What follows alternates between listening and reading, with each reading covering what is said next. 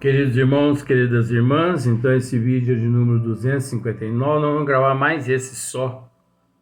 Seria só o anterior, mas vamos gravar mais esse só. Vídeo de número 259. Livro de Sueli Caldas Schubert. Obsessão, desobsessão, a ação do pensamento. Pois nós somos o que nós pensamos. Nós somos o que nós desejamos.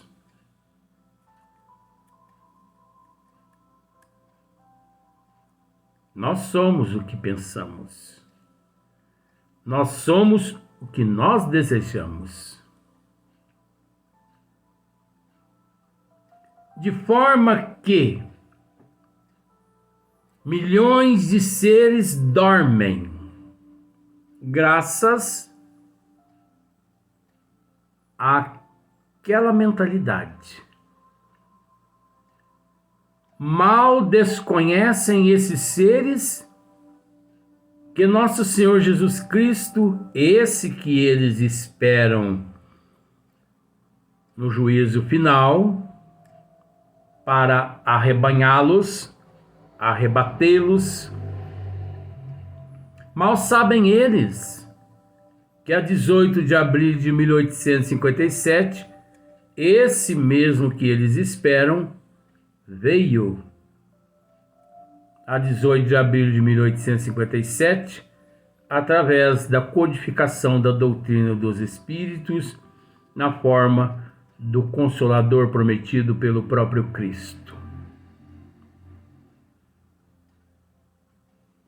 Quantos milhões de enfermidades patológicas, mais que com princípios em transtornos psíquico-somático. O pensamento deletério, as formas. Quantas pessoas deformam o seu perispírito devido à forma como age e como se portam. Deformam. Quantos milhões de seres nas academias de ginástica? Pera lá. O exercício. Interrogaram Francisco Cândido Xavier. Chico, qual o melhor exercício? E ele responde: o melhor exercício é o da caridade. Pois todo aquele que se entrega de corpo e alma aos necessitados, eles não carecem de academias, porque desatrofiam a musculatura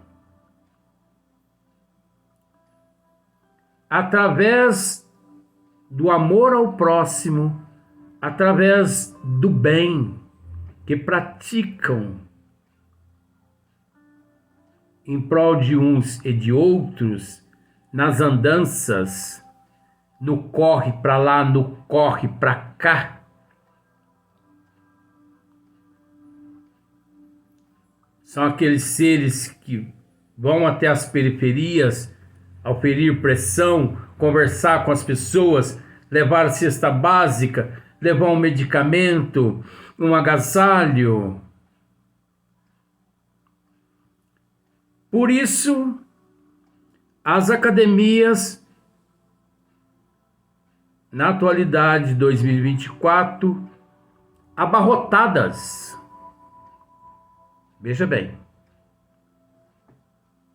abarrotadas de seres ociosos da prática da caridade, do exercício em prol do próximo, porque nós não podemos nos esquecer que toda vez que nós estendemos as mãos aos necessitados, os primeiros a serem beneficiados somos nós.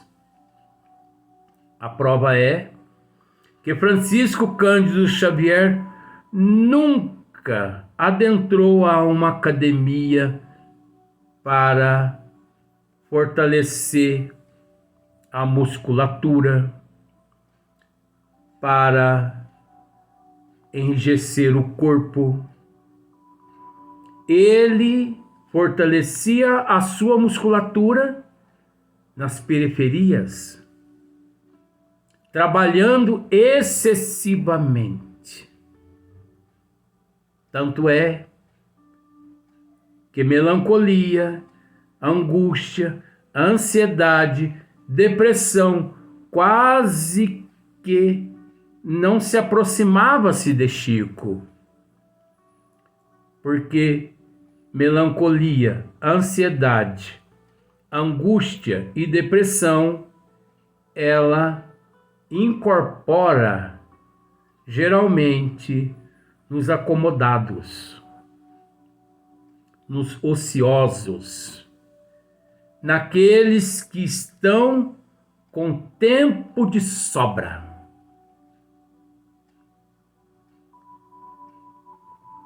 Mas tudo bem. Uma esteira, uma queima de calorias ali, nada contra, isso não é generalizando. Mas vamos partir para o perispírito na academia. Quantos milhões de pessoas nas academias que praticam ali os exercícios para o enrijecimento dos bíceps, dos tríceps, e ficam em frente aos espelhos exibindo o tórax e ainda fazendo aquelas poses. Isso é exibicionismo, isso é fanatismo, isso caracteriza obsessão, vaidade humana, que se agissem dessa forma e parassem aí, tudo bem. Mas quantos milhões de pessoas nas academias que fazem uso de anabolizante? Olha o pensamento. Pensar é criar. Esse tema vai tão longe que você nem imagina. Que fazem uso de anabolizante e que se transformam, com todo respeito, em verdadeiros monstros, porque deforma a forma física. Mas aquilo é obsessão. Esses seres carecem urgente de tratamento psiquiátrico aliado a um tratamento espiritual numa casa espírita séria. Porque o que eles não sabem é que todo anabolizante aplicado no corpo físico deforma o modelador da forma. E o perispírito, ele absorve aquele anabolizante, aquelas substâncias, 10 vezes mais que o corpo físico. De forma que quando a pessoa desencarna, ela se depara com o perispírito na forma que eu vou usar aqui agora, que você consegue entender. Ele depara com o perispírito dele com a forma de uma amoeba. gelatinosa. E ali,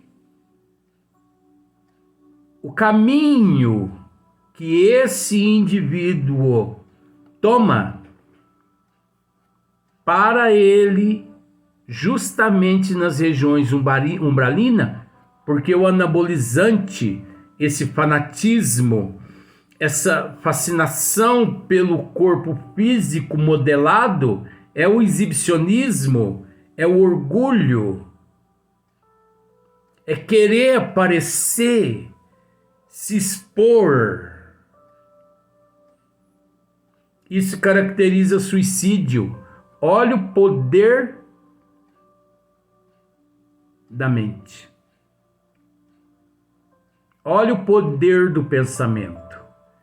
Ele, alma desestruturada no corpo físico, necessitando policiar esse instinto primitivo, que não policia, prejudica mais ainda a sua evolução atual. E assim sucessivamente. Quantas mulheres que, pela medicina da Terra, elas possuem aquele transtorno da gravidez imaginária. Porque eu não sei se você sabe, o óvulo e o espermatozoide, ele pode fecundar um e outro. E um corpo disforme pode ser gerado dentro do útero da mãe. Por que disforme? Porque quem dá a forma àquele óvulo fecundado é o perispírito, cujo nome modelador da forma. Mas o desequilíbrio mental daquela mãe, por ser uma prova e uma expiação, por ter perdido aquele mérito em existências passadas, por imprudências, por irresponsabilidades, ela retorna ao corpo físico com a obrigação, com a missão de cuidar dos filhos do Calvário e não de gerar em seu útero um filho que esse mérito ela não trouxe por ela ter perdido em existências passadas. Mas chegando-se no corpo físico, devido ao véu do esquecimento do passado, essa mãe, inspirada pelos obsessores que a perseguem desde outras existências passadas, por isso ela faliu em outras existências, eles ali junto a ela a inspira ao desejo de ser mãe. Aquele desejo doentio, aquela doença. Eu tenho que ser mãe, eu quero ser mãe, eu quero ser mãe. Só que não está na programação reencarnatória dela. Você observa, pensar é criar. Então ela pensa tanto em ser mãe, que numa relação com o esposo, com o namorado, né? Você entende? Ali há a fecundação do esperma no óvulo dela.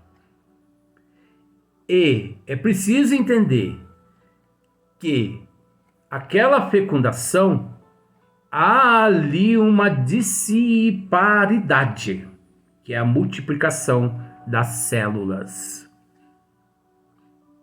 Por isso, gera-se ali no útero dela um corpo disforme.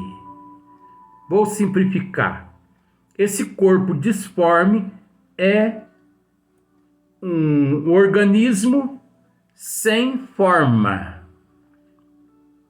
sem membros, sem a massa encefálica, sem o tórax, sem nada. É como se fosse uma gelatina dentro do útero da mãe. Ali há a presença apenas do óvulo fecundado. Isso é físico, isso é biológico,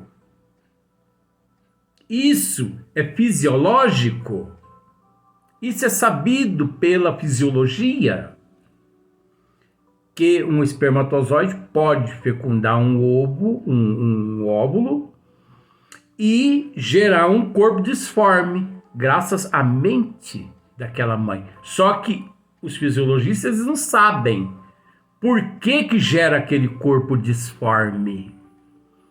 É a mente da mãe, aquele desejo em ser mãe sem permissão.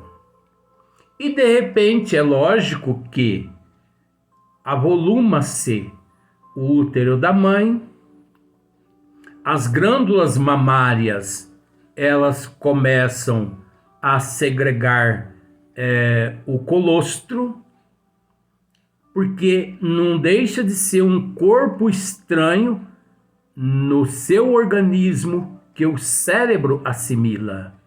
Mas quando o cérebro assimila e que ele percebe que ali há um corpo estranho, por falta do perispírito e do fluido vital, do qual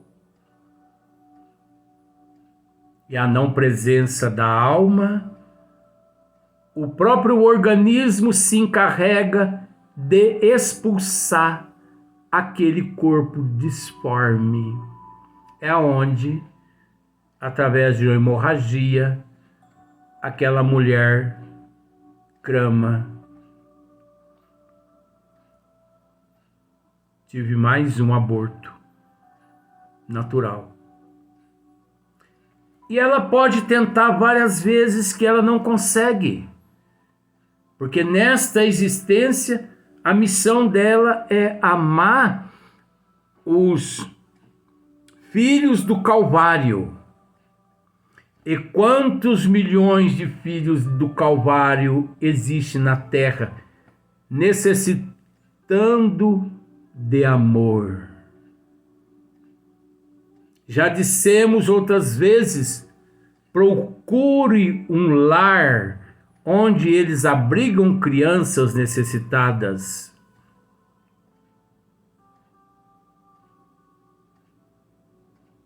Faça doações ali de 10, 15, 20 reais por mês. Isso não lhe custa nada, isso não lhe faz falta. Procure se aproximar-se daquelas crianças. São nossos irmãos que ali se encontram. Aí você pode me dizer, mas você está tratando da ação do pensamento? Pensar é criar? É óbvio. Por que você ainda não procurou esses orfanatos? Para ajudar a dar banho naquelas crianças, para trocar fralda, para dar mamadeira, para ninar no colo e colocá-los para dormir. Porque o orgulho não está deixando. E o orgulho, ele é mantido pelo pensamento de repulsa primitiva, negativa. Por isso você sente receio, medo, nojo de um irmão, mas são os teus pensamentos.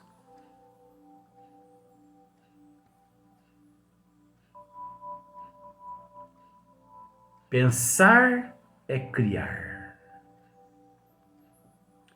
Um dia, esse assunto vai longe ainda em outros vídeos, mas no outro dia, porque esse é o último vídeo de hoje. Numa obra de André Luiz, através de Francisco Cândido Xavier,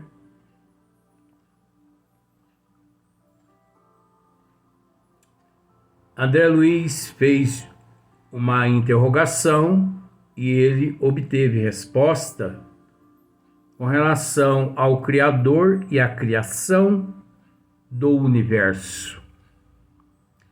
Pois os mentores apenas pôde naquele momento lhe informar que toda vez que Deus pensa, um universo surge.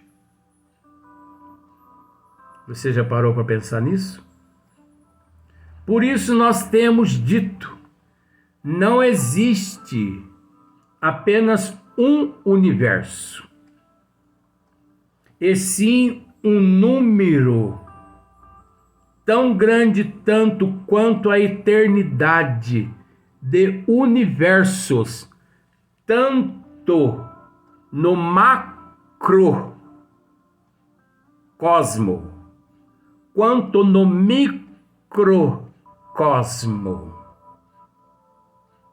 O dia que os cientistas investirem no microcosmo através dos telescópios, dos microscópios, eles vão conseguir deparar com um universo tão grande, tanto quanto o macrocosmo, que até hoje ainda não conseguiram visualizar sequer nenhuma vírgula em 1%. Não é conhecido nada dos universos.